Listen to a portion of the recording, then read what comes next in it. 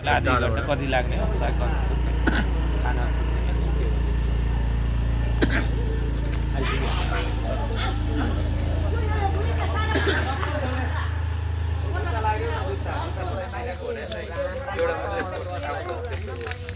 यो चाहिँ खरिरहेको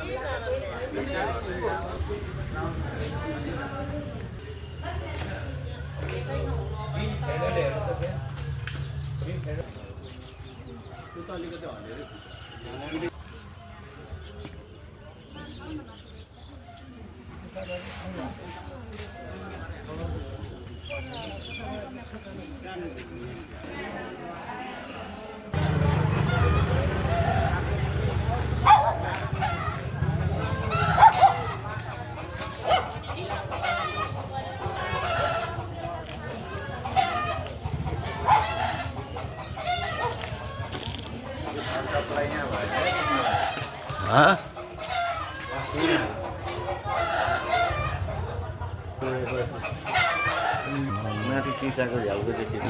यिनीहरूले अब कहिल्यै उ गर्दैन हामीले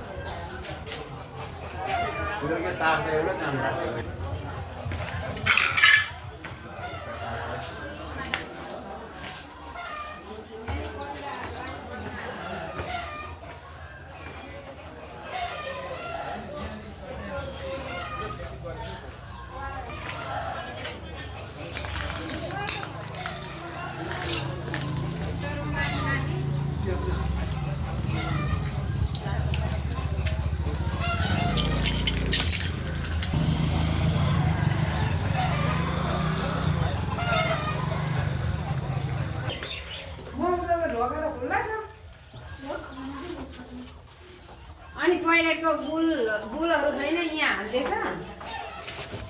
त्यो फ्रिजहरु टिभीहरु टिभी गयो भने यो चाहिँ कुन हो यो चिटिन छैन हैन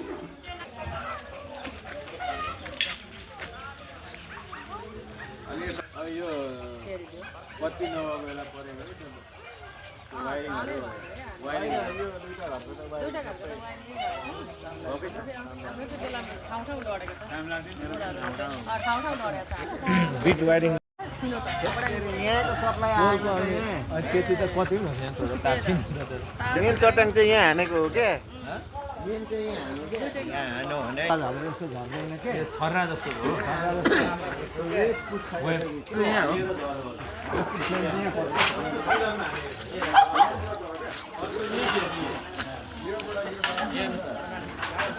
एउटा यहाँ हान्छ उडेर छ एउटा यहाँ कहाँ गयो त यहाँदेखि उहाँ माथि त्यो तार यहीँबाट जोडेको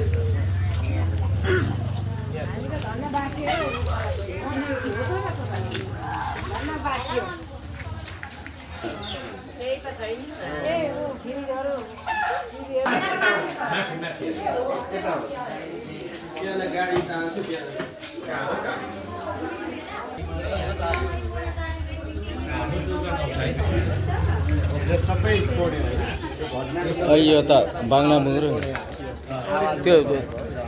फर्केर यो उदिनेको जस्तो रु त्यो कालो कालो नै भयो यो चाहिँ यसरी आउँछ क्या जस्तो त्यहाँ परो त्यहाँ परिसकेपछि त्यो तारबाट कुदेपछि यसलाई पक्रेपछि यहाँबाट कुद्यो नि त्यो त यसरी आगोको डल्ला लप्का कुद्छ क्या यस्तो गोरी जस्तो यहीँ सुतेको हेर्नु न धन्न केही भएन हौ कस्तो अनुभव भयो तपाईँलाई होइन त्यो आवाज आयो आवाज आएको मात्रै सुने म त केही नै थाहा भएन सुतिरहेको यो प्यासै पनि परेको यो लगाउनु पर्ने कारण त्यो हो अब शिक्षा पाइयो नि माथि छ पिलर फुटाएको छ कि छैन पिलर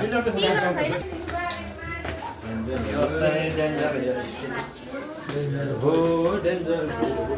भित्र चट्याङ पऱ्यो बेला समाइएला त्यो त्यसमा हुँदैन नि त छुएको हुँदैन नि त त्यसरी त छुनु चाहिँ पर्यो क्या कहाँ यो चट्याङ परेको 1-2 दिनमा पनि यसरी छँदा यहाँको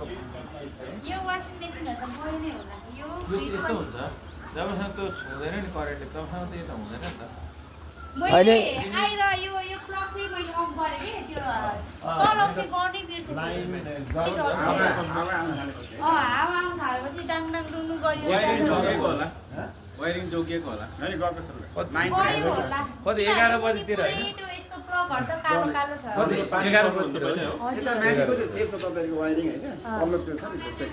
यो त मैले अफ गरेँ मेन स्विच मुनिको चाहिँ खोइ के भएर त्यहीँ थिम्रो पनि गरिन हौ दिमागै आएन खानालाई जानकारी भयो कि भाइ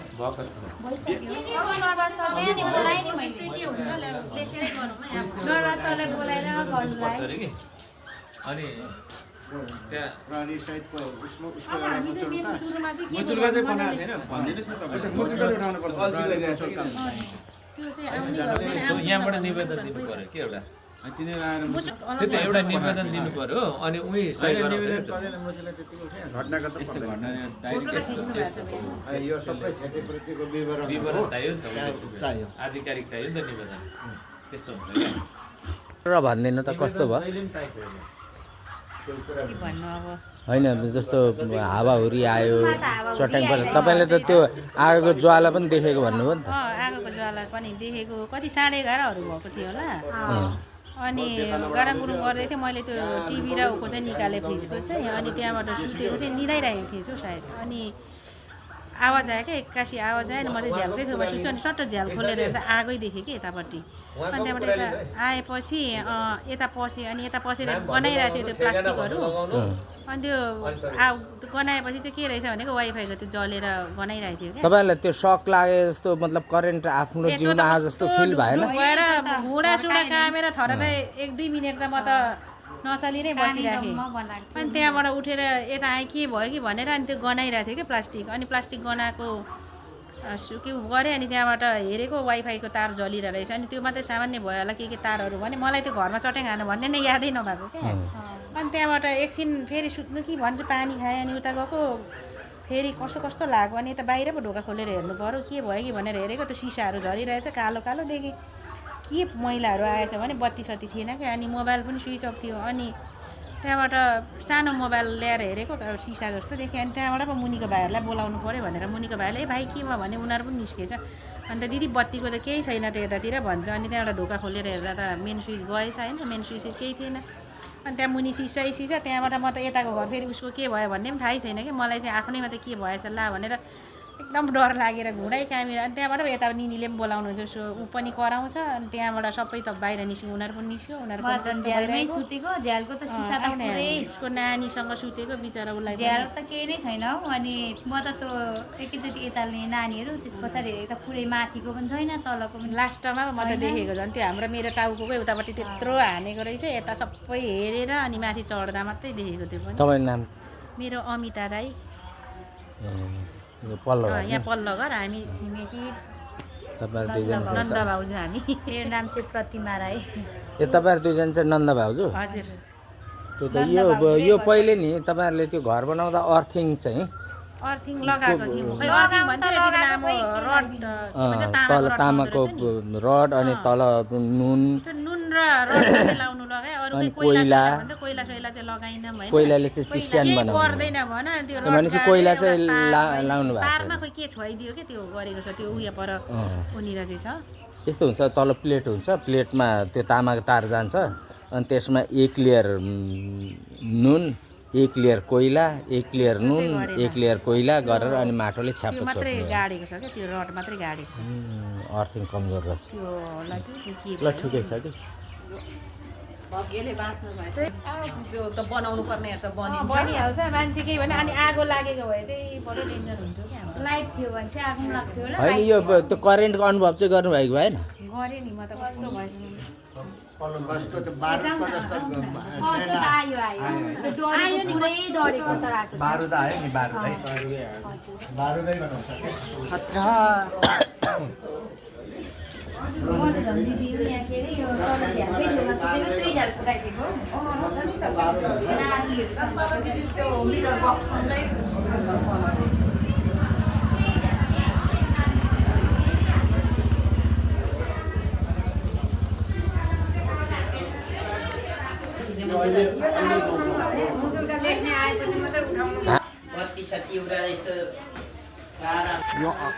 यो तार चाहिँ यो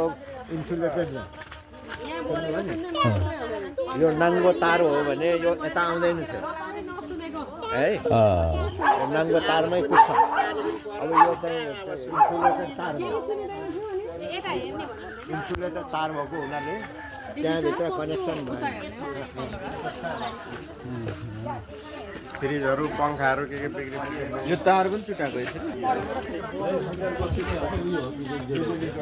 यो त्यहाँ हो त्यसो त्यो हो उता कनेक्सन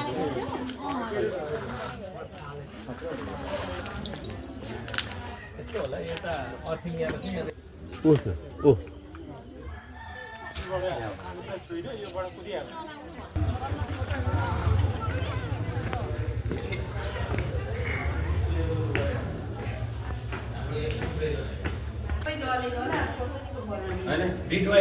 पहिला हालेकोलाई थाहा हुन्छ मैले यो पत्ता लगाएछु मलाई कस्तो डर लाग्छ घरकै छेउमा पोल छ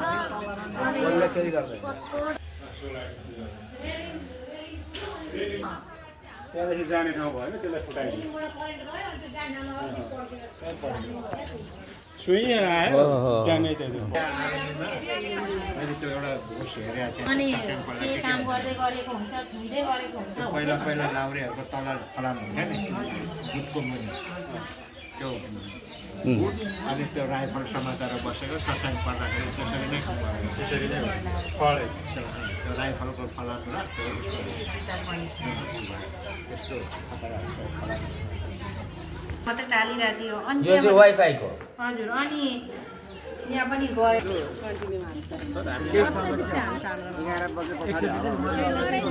कहाँ दुईचोटि हानेर एक वर्ष अगाडि हाम्रो घर हानेको होइन उता सिसो पनि हानेको छ उहाँको पनि घरमा हानेको एक वर्ष अगाडि सबै घर पाल्नै पर्ने त यहाँ सिसोको त हुन्थ्यो सिसोलाई सर्लक्कै सुकाइदिन्थ्यो क्या अनि यहाँ त बिजुली त्यो मोरङ नेत्रहीन सङ्घमा हानेको थियो म अहिले त्यहीँ थिएँ क्या त्यहीँबाट आएको थियो केन्द्रीय अध्यक्षबाट आएको हुनाले अनि त्यहाँ त मान्छेले अझै यहाँ त सुतेको मैले देखाइदिन्छ